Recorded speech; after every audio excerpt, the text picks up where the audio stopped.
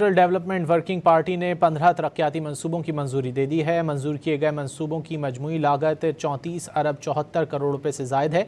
CDWP ने 431 अरब रुपए से जायद लागत के 9 बड़े मंसूबे एक्निक को भिजवा दिए हैं। इस बारे में मजीद जानेंगे डॉन न्यूज़ के नुमाइंदे ताहिर शिरानी से। ताहिर, मजीद क्या मालूम हो सका इन मंसूबों के बारे में?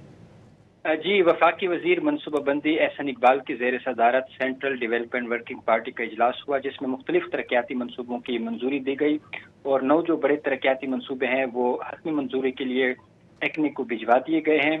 वजारत मनसूबाबंदी के एलामिये के मुताबिक GOAI development and innovation hub मंसूबे की मंजूरी दी गई है, जिसकी मजमूई लागत 4 अरब रुपए बनती है।